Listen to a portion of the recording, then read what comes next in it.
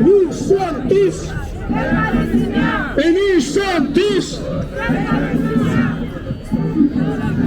des Palestiniens. Des Palestiniens. Des Gaza. Sans l'humanité.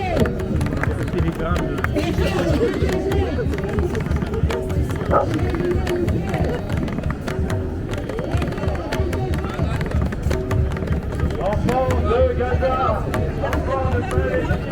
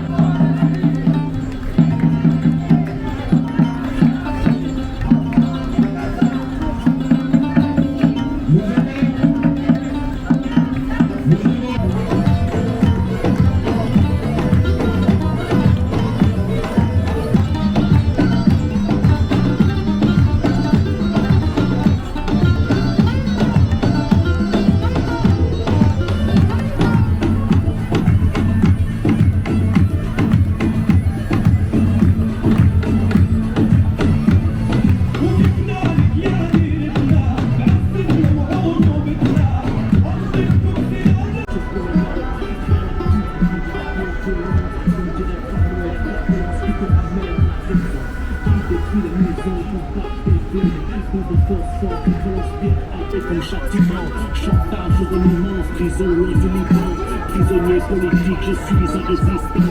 Ils te disent que c'est par la Palestine, c'est prison.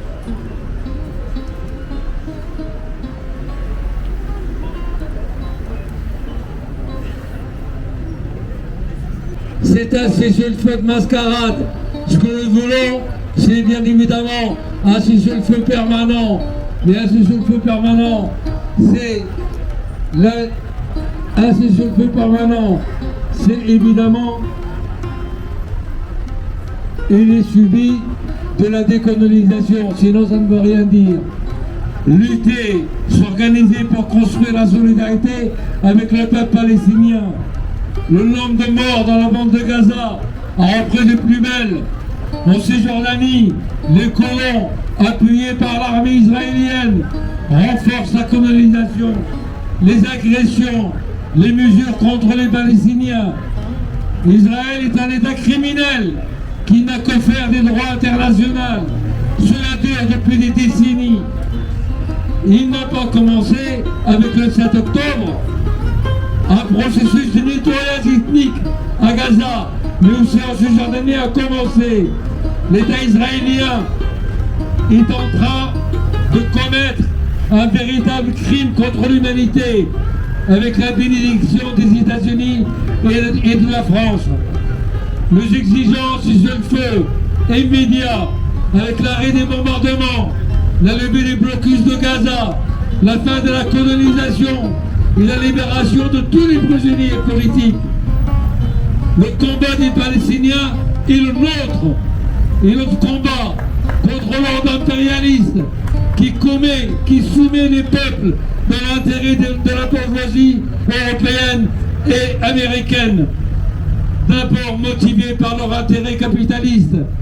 Il faut renforcer partout le mouvement de solidarité avec la Palestine en organisant la campagne internationale de boycott, le boycott des investissements et sanctions contre l'État d'Israël.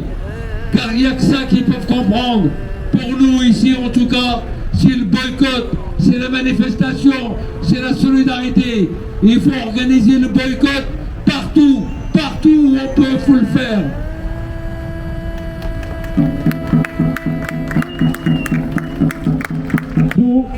De nourriture, de chauffage, de médicaments. Plus de la moitié des logements ont été détruits.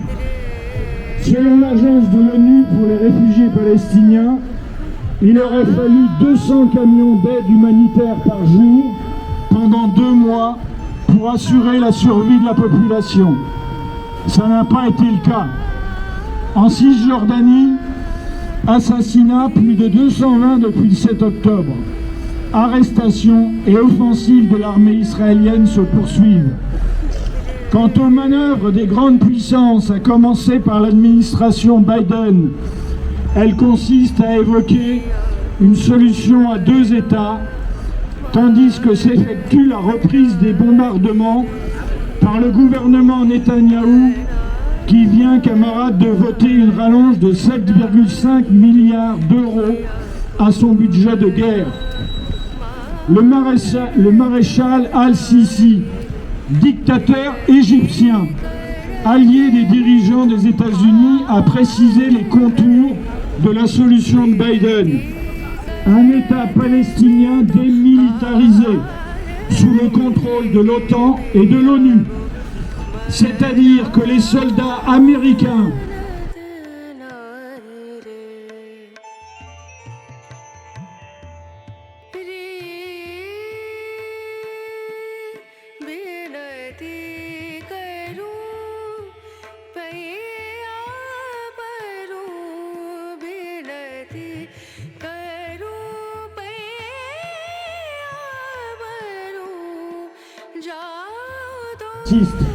il faut noter, pour s'en féliciter, celle d'organisations juives comme Jewish Voice for Peace, l'organisation américaine, qui s'oppose au sionisme, ou celle de personnalités juives qui s'indignent des massacres, en particulier sur Change.org, vous avez peut-être pu voir ça, et qui crie « Pas en notre nom ».